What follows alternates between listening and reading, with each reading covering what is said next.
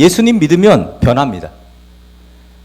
내가 변하지 않았다? 아직 난 예수 믿지 않는 거예요. 사실 예수님 믿고 거듭나서 변화된 인생들이 많이 있습니다. 그런데 거듭난 사람들, 변화된 사람들의 공통점이 있더라는 거예요. 꼭 이 변화된 사람들은 누군가의 도움이 있었다는 거죠. 어떤 이의 수고가 있었다는 것입니다.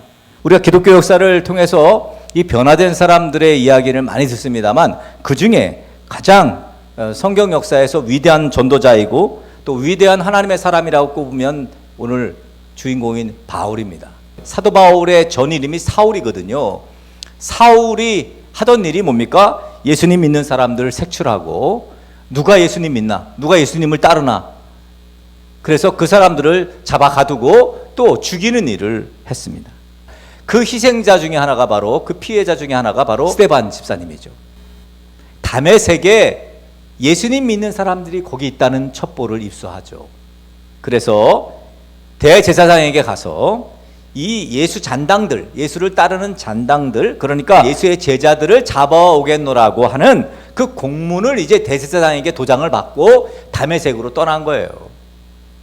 그러니까 예수 믿는 사람들 잡으러 간 거죠.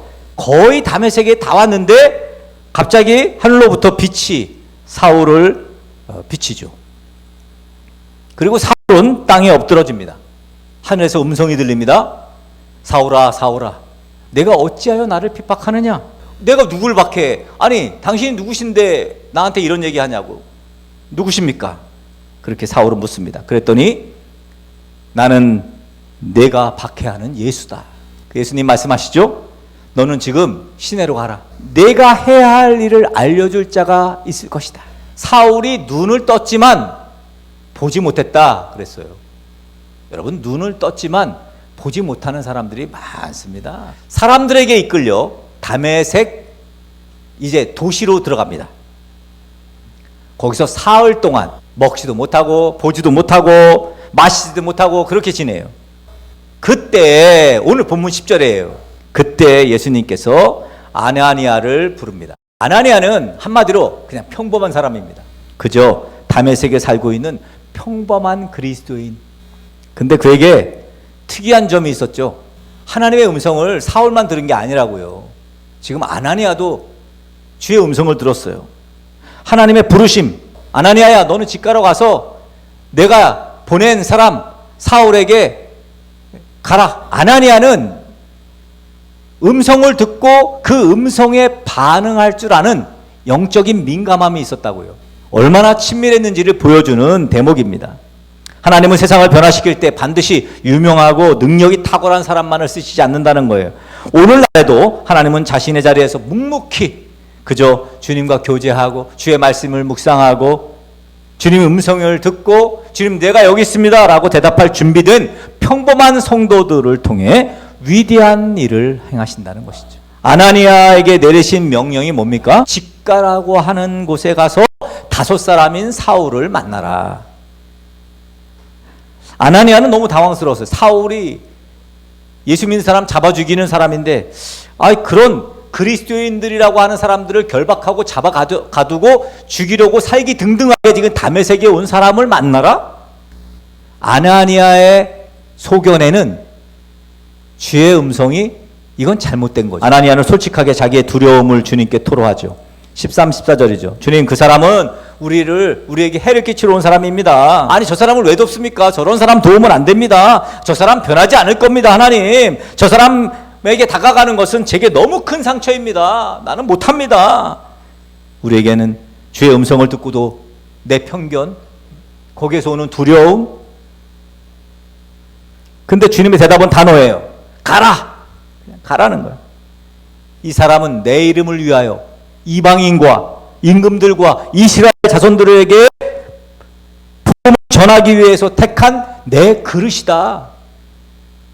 놀랍게도 아나니아는 여기서 자기의 논리, 자기의 두려움 이걸 내려놓습니다.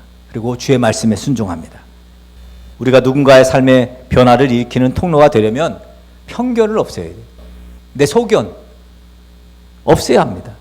그저 순종하는 거예요. 주의 말씀에. 자, 순종해서 이제 사울의 집에, 사울이 기거하고 있는 집에 도착하죠. 아나니아. 아나니아가 어떤 행동을 합니까?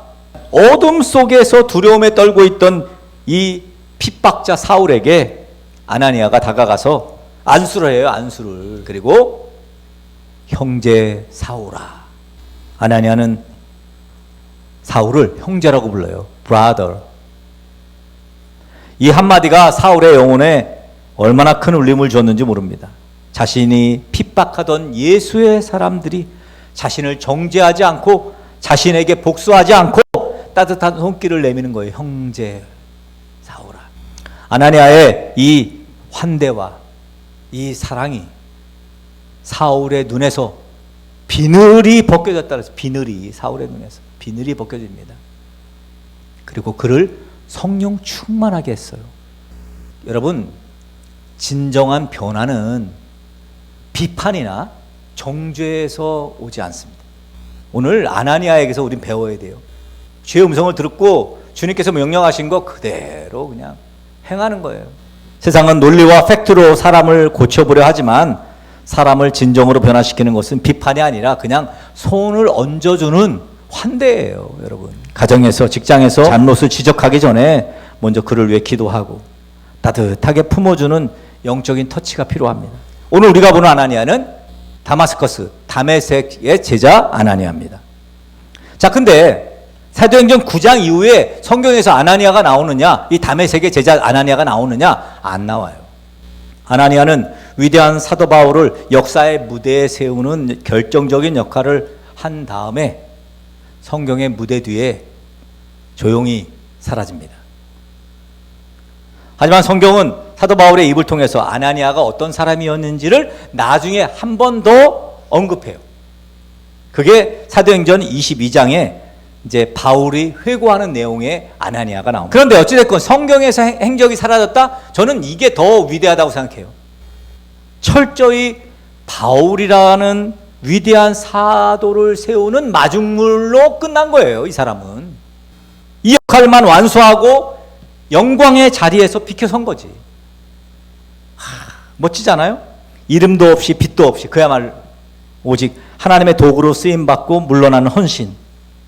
오늘날 우리가 본받아야 될 아나니아의 모습. 여러분, 우리는 이 시대의 아나니아가 되어야 합니다. 사울이 스스로 바울 된 게 아닙니다.